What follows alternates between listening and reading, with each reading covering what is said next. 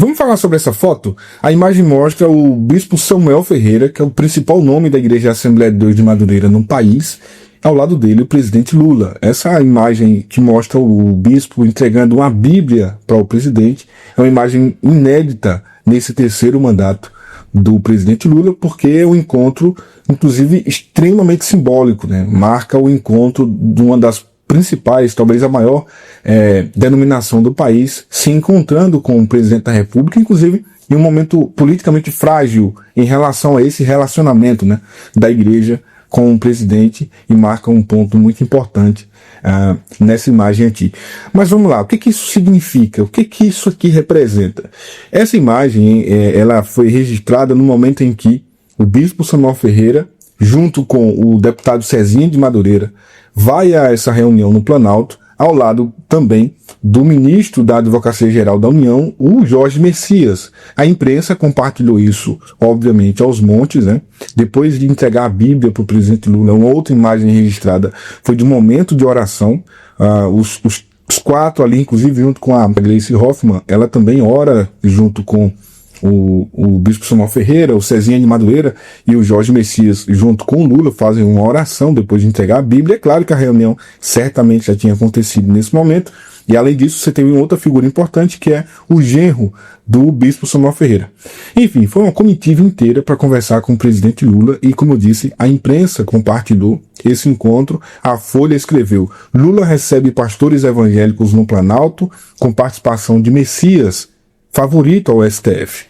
Vamos ler um trecho da matéria publicada pela Folha. Eu falo já um pouco mais a respeito do que isso representa. O presidente Lula, do PT, recebeu nesta quinta-feira o bispo Samuel Ferreira e outros representantes da Assembleia de Deus Ministério de Madureira. Realizado no Palácio do Planalto, o encontro teve a participação do deputado federal Cezinha de Madureira, da ministra Gleice Hoffmann e do advogado-geral da União, Jorge Messias, evangélico e favorito à vaga aberta no Supremo Tribunal Federal, por decorrência, obviamente, da aposentadoria do ministro Barroso.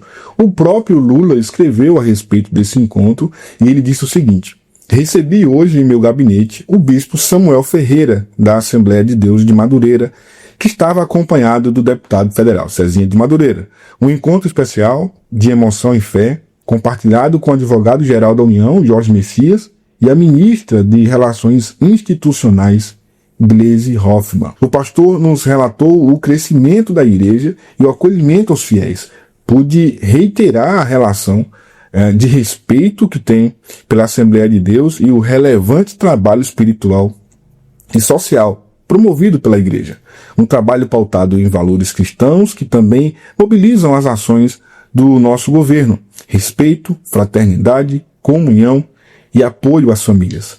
Recebi com muito carinho os presentes que me trouxeram: a Bíblia do culto do ministro e a edição de ouro do centenário da glória da igreja. Obrigado também pela oração em minha proteção e também do nosso querido Brasil. É o que disse aqui o presidente Lula em sua publicação nas redes sociais. Mas o mais incrível é que o Jorge Messias, ele entra nessa sala como favorito ao STF. Ele já era cotado, já havia uma indicação dele, outros nomes também haviam sido levantados como possibilidade. Obviamente ele ainda é uma possibilidade porque a indicação não foi oficializada, mas instantes após a saída do Jorge Messias, junto com o bispo Samuel Ferreira, dessa reunião com o presidente Lula, olha o que acontece. O Igor Gadelha, do Metrópolis, publica: Lula decide indicar Jorge Messias como novo ministro do STF. Você acha mesmo que foi coincidência essa confirmação da indicação do Jorge Messias depois da visita do bispo Samuel Ferreira ao presidente Lula? É claro que não foi.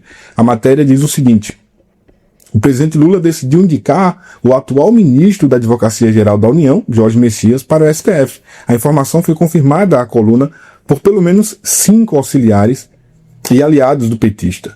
Messias será indicado para a vaga do ministro Luiz Roberto Barroso, que se aposentou antecipadamente da corte. Aos 67 anos de idade, o magistrado poderia ter continuado no STF até os 75.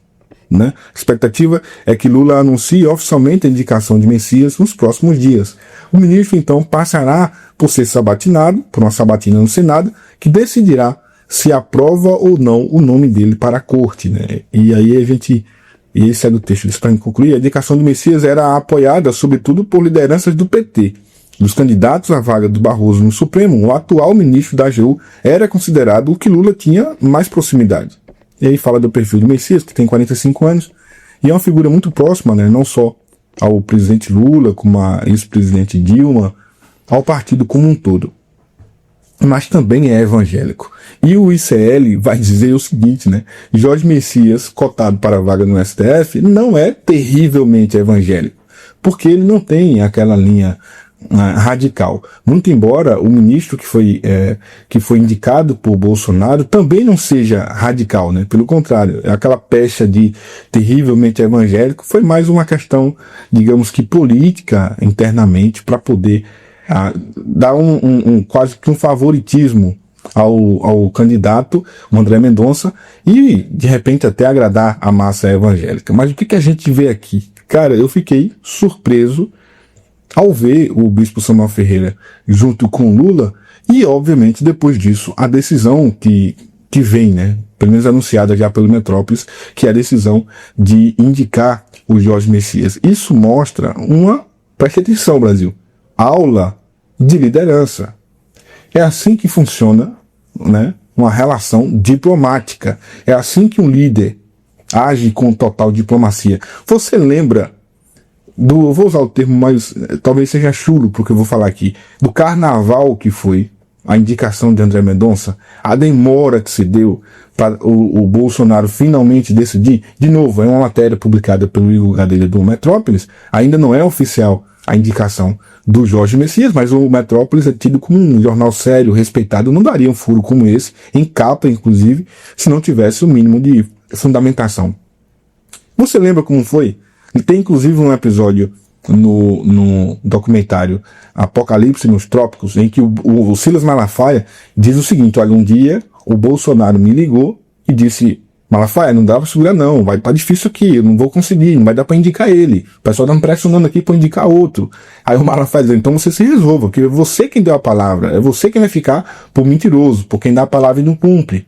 Ou seja, foi uma situação tão constrangedora, tão difícil para os evangélicos terem que praticamente implorar a indicação de André Mendonça ao Bolsonaro para o STF. Foi Malafaia, foi pessoal da Assembleia de Deus do Belém, foi tanto deputado, foi tanta gente para poder convencer finalmente. E não era convencer, é claro, né? Articular. Política não se convence, se articula. Articular a indicação de André Mendonça para o STF, que, meu irmão, foi difícil. Foi uma luta.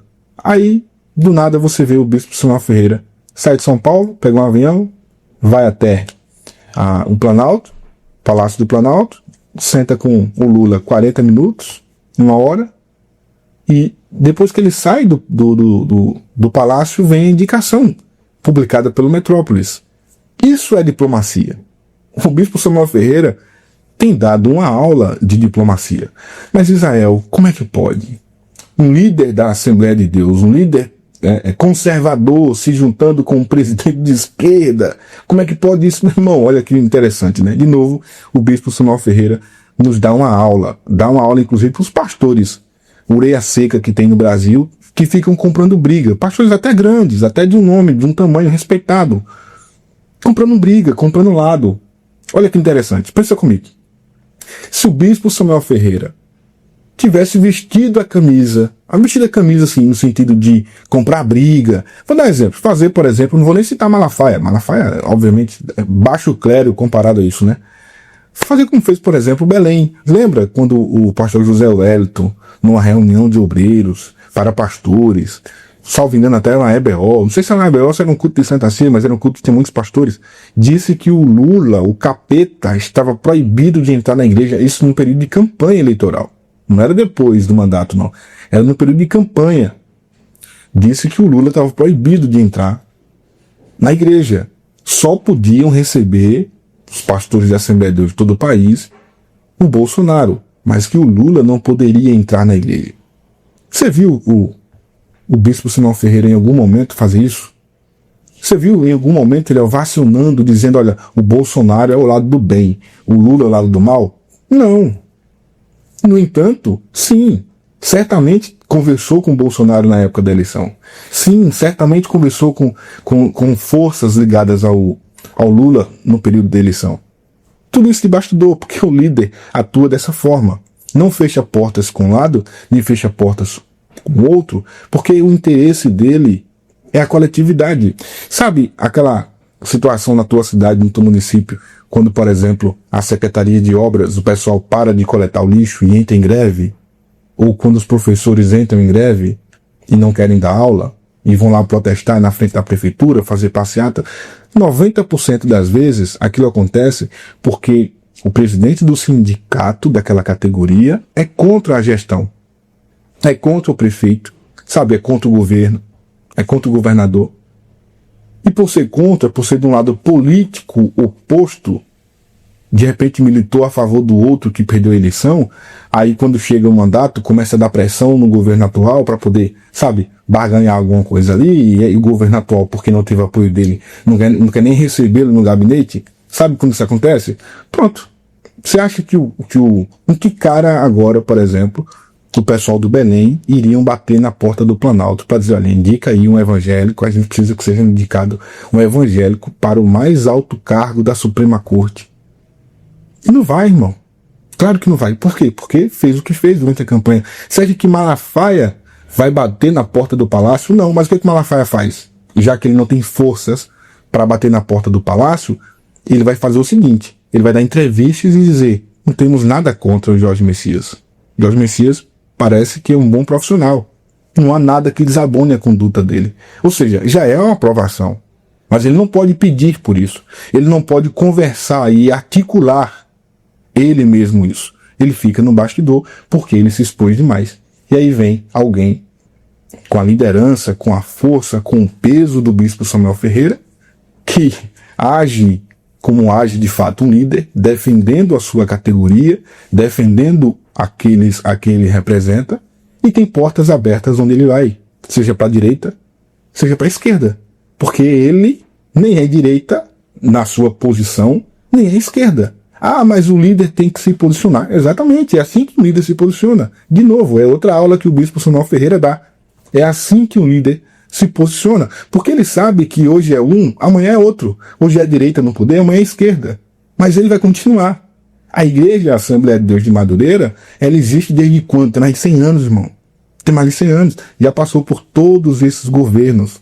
Já viu isso acontecer diversas vezes. Hoje é a direita, amanhã é a esquerda. Hoje é a direita, amanhã é a esquerda. Não dá para tomar um partido e assumir um lado político e dizer eu sou de direita e acabou. Porque amanhã, quando o governo for de esquerda, a igreja vai passar dificuldades. Dificuldades, você entende o que eu estou querendo dizer aqui, não é nem aperto financeiro, nada disso. Mas não vai ter voz, não vai ter representatividade junto ao poder. Olha a diferença que faz agora. Você tem uma liderança que age com diplomacia, portas abertas, independente de qual seja o governo. Horas depois de uma simples conversa e de uma oração do bispo Samuel Ferreira com o presidente da República, o Metrópolis publica que a pessoa a quem ele foi indicar será de fato indicado. Sem carnaval, sem aquela zoada toda, sem, sabe, 500 ligações, um monte de gente ligando, entrevista na CNN, entrevista na Globo, dizendo algo de bom, é terrivelmente evangélico. Não, foi lá, acabou, indicou e tá pronto.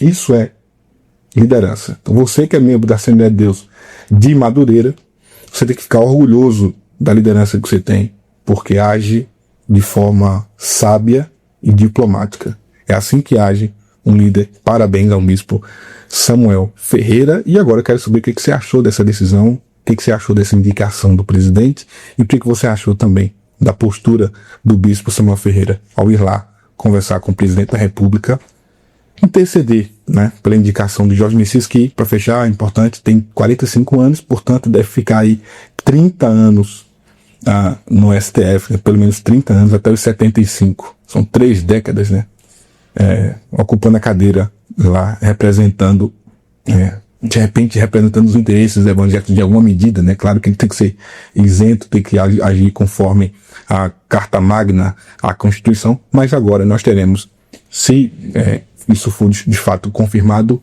ao menos 2 evangélicos declarados, sentados numa cadeira da Suprema Corte.